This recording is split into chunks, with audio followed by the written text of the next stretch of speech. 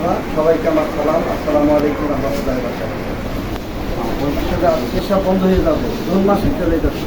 যেহেতু ব্যাগটা রেডি হয়েছে, সেই হিসাবে আজকে তাৎক্ষণিক ডেট দেওয়া, এই ব্যাগটা আজকে দেওয়ার জন্য আসছে। এখানে বড় প্রোগ্রামের কিছু দরকার নাই, ওই যে কিছু মনের খবর কে জানে, উপর আল্লাহ তো সব জানেওয়ালা। আমি সৎ চিন্তা করি না, খারাপ চিন্তা করি, এটা কে জানে? আল্লাহ জানে। আমরা রোজা থাকি কাকে? আল্লাহকে খুশি করার জন্য। আমরা গোপনে তো রোজা থেকে কিছু খাই না। কেন খাই না? তা আল্লাহ তো দেখে যে ইনকামের অংশ দান করেই থাকি। আমার অনেক চাপ, বাসায় সকল সবাই আমার কাছে যে দেয় তার কাছেই চাপ। আমি তো এই যে দেই বিদায় না করি না, আমার কাছে অনেক চাপ। আমি তো এটা তো একটা ভালো ব্যয়ের ব্যাপার। একটা ব্যাগ 500 টাকা করে নেবো, 100 ব্যাগ 50,000 টাকা। আল্লাহ হয়তো শুনছিল ব্যাগটা উঠে গেছে, আজকে আমার মধ্যে বিতরণ করার জন্য। আপনারা যাই না খুশি হবে। আমারও কিন্তু দাখিল মাদ্রাসার একটা সার্টিফিকেট আছে। এমনি সার্টিফিকেটটা কালিয়ান মাদ্রাসা যখন হয়, প্রথম ওইখানে সুপার ছিল বলুন আব্দুল রাজ্জাক আমাকে, উনি এখন ইউনিভার্সিটি টিচার। তখন আমাদেরকে গোপাল পেমেন্ট ছেলে এরকম 10 জন খোলাপানি দিয়ে হে গোপালপুর পরীক্ষা দেওয়া হয়েছিল। আমি তখন মাদ্রাসায় পড়তাম বিদায়, হাতের লেখা ভালো ছিল, আমার ওদের পরীক্ষা দিয়েছিল। আমি কিন্তু 516 মার্ক পাইয়া আমি দাখিল মাদ্রাসায় পাস করছিলাম। আর খুশির খবর, আমি এখানে আপনাদের ওয়ার্ডে জায়গা কিনা একটা পার্ক এবং কিছু বানাইতে পারি।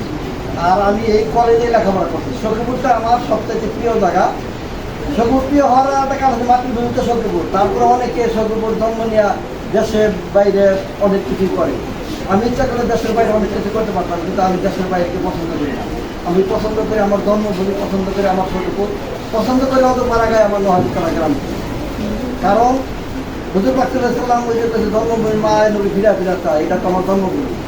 আমি মালয়েশিয়া যাই, অনেক জায়গায় অনেকে বলে ফ্ল্যাট কিনে এটা করেন এটা করেন, আমি করি না। কিন্তু সৌদি আরব আমার একটা কোম্পানি আছে, সৌদি আরব একটা ব্যবসায় একটা বড় ধরনের একটা লাইসেন্স আমার।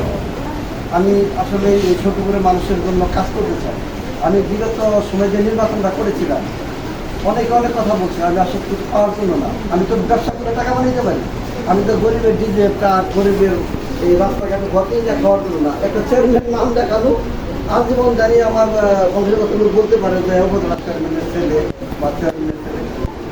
ওমরাদের শাসক ছিল, যদি সবভাবে শাসকদের করা যায় তাহলে ওইটার মধ্যে সব আছে, আছে কিনা হতে পারে। আপনারা মাদ্রাসার শিক্ষক, ইতিহাস জানেন। আমি ওই চিন্তা থেকে নির্বাচন করছিলাম।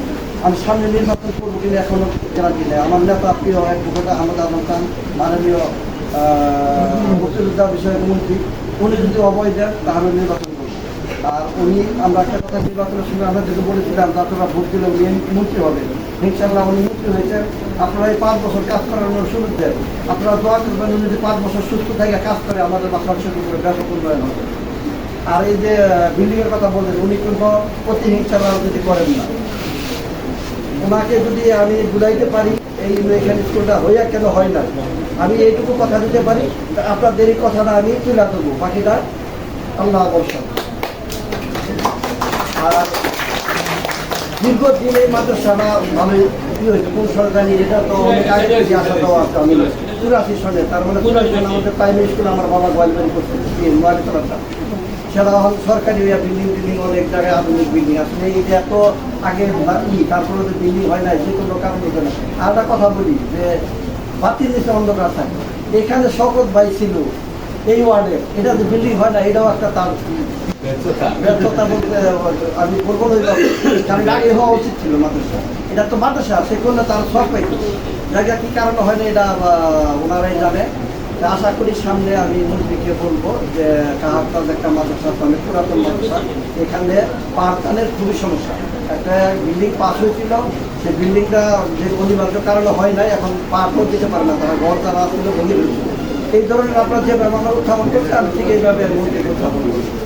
বাচ্চারা যদি মায়ের কাছে না কান্নাকাটি তাদের দুধও দেয় না, কোনো কিছু চাইতে হয়। এটা উত্থাপন করলেন, আমি এটা মন্ত্রী মহোদয়ের কাছে উত্থাপন করবো। এই উত্থাপন করতে করতে একসময় দেওয়া যাবো হয়ে যাবে।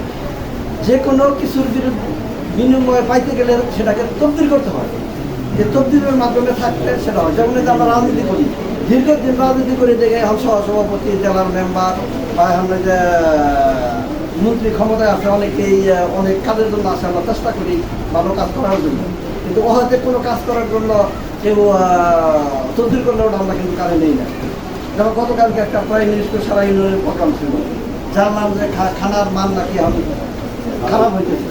কিন্তু এটা ইনশাল্লাহ মন্ত্রীর সাথে দেখা হইলে সাথে সাথে শুরু করে ব্যাপারটা কমপ্লিট করবে। এটা আমার রাত্রে চিন্তা করে দেখছি যে বাচ্চারা খাওন খাবে, এটা খাইয়া অসুস্থ হবে, তাহলে খাওন না খাওয়াই পারো নাকি? পচা কলা দিবে, পচা পাউরুটি দিবে, এটা তো হয় না। সরকার তো আমাদের তারেক দিয়া সেই এই জন্য ভালো কাজের জন্য যে মাস্টার সাহেব বলছে যে লন্ডনে একটা স্কুলে তার যেই কারণে ওই সিস্টেম করার জন্য দেশে চালু করার জন্য পরিকল্পনা করতেছে। এই ব্যাগও কিন্তু আমাদের সরকারিভাবে স্কুল থেকে ব্যাগ, জুতা, পোশাক দেওয়া হবে। আর আপনারা যাই না জানেনই তো যে অবৈধ নির্দেশ শিক্ষা ব্যবস্থা আমাদের ম্যাডাম খালেদা জিয়াই করছে। ওনার অনুদানে এই মেয়ের আজকে উচ্চশিক্ষায় শিক্ষিত হইতেছে। খাদ্যের বিনিময়ে কর্মসূচি, এটাও আমাদের ম্যাডাম খালেদা জিয়া করছে। খালেদা জিয়ার আবশ্যিক নেত্রী, ওনার অনেক ভালো কাজ এই বাংলাদেশ সাথে। সামনে আমাদের জিয়া রহমান সুযোগের সন্তান ক্ষমতায় আছে, ওনারা দেখছেন ওনাদের পরিবর্তন। উনি রাস্তাঘাট পড়ো বলি মানে না, নাইমা পড়ে বাচ্চাদের কাছে। তাই আশা করি উনি যদি দীর্ঘদিন ক্ষমতায় থাকতে পারে, আমরা আশা করি মানুষের মতো উন্নত হবে আমাদের দেশ। কারণ ওনার যে পরিকল্পনা, ওনার যে ভিশন, ওনার যে প্ল্যান, এগুলা সবই মানুষ এখন এটা গ্রহণ করতেছে। কারণ ওনার একটা প্ল্যান বা ভীষণ খারাপ না, সবগুলাই পজিটিভ। কিছুদিন আগেও যে সমস্ত ছাত্ররা বলতে জামাত ক্ষমতা এলে মনে ভালো হবে, কিন্তু তারাই এখন বলতেছে না, তারা যে আসে আরও দেশ উন্নত হবে, এটা ভালো হবে। কারণ তার কর্মকাজে কিন্তু এটা মানুষের কাছে হন প্রতীয়মান। তো সেই হিসাবে ছাত্রছাত্রীকে বলবো, তোমরা লেখাপড়া সুন্দর করে করবে। তোমরা এটা ভাইবো না যে আমাদেরকে বিয়ে দিয়ে দিবে তাহলে আর কি লেখাপড়া করবো। তোমরা একদিন দেশের প্রধানমন্ত্রী মহিলা ছিল, বিরোধী দলের নেত্রী ছিল মহিলা, সারা বিশ্বে অনেক মেয়েরা এখন নেতৃত্ব দেয়। এখন দেখো ইউনো মহিলা, ম্যাজিস্ট্রেট মহিলা, অনেক ধরনের কর্মকর্তা মহিলা। সেই হিসাবে আপনারা ভালোভাবে লেখাপড়া করবেন। আর হলো ছোটো বাচ্চারা, তোমরা ভালোভাবে লেখাপড়া, তোমরা একদিন ম্যাজিস্ট্রেট হবা, তোমরা দেশের ক্ষমতা নিবা, এইটাই স্বাভাবিক। কারণ গ্রামগঞ্জের ছেলেরাই বিসিএ তে চান্স পায়। ওই যে ঢাকার বড় বড় ছেলেরা বড় বড় বিশ্ববিদ্যালয়ে পড়ে, তারা কিন্তু বিসিএ তে চান্স পায় না। তোমরা যদি ভালোভাবে লেখাপড়া করো, তোমরাই একদিন ইউনো হবে, তোমরাই ম্যাজিস্ট্রেট হবে, তোমরাই ডাক্তার হবে, তোমরাই ইঞ্জিনিয়ার হবে, তোমরাই চার্টার্ড অ্যাকাউন্টেন্ট হবে। এগুলা কিন্তু গ্রামের ছাত্রাই বেশি হয়। যতগুলো ইতিহাস আমরা দেখতেছি, বিসিএসে কিন্তু গ্রামগঞ্জের ছেলেরাই ভালো করে। এখন থেকে এই মাদ্রাসা থেকে ভালো রেজাল্ট হবে, আর শিক্ষকরা ভালো পাঠদান করবে, এই আশা ব্যক্ত করে আগামী দিনে এই মাদ্রাসার পাশে থাকবো। আর সামান্য এই মাদ্রাসায় যে আমি ব্যাখ্যা দিলাম, এটা সাধারণ গ্রহণ করবেন, এই আশা ব্যক্ত করে সকলের সুস্বাস্থ্য কামনা করে আমি আমার কথা শেষ করছি। আসসালামু আলাইকুম রহমতুল্লাহি ওয়া বারাকাতুহু।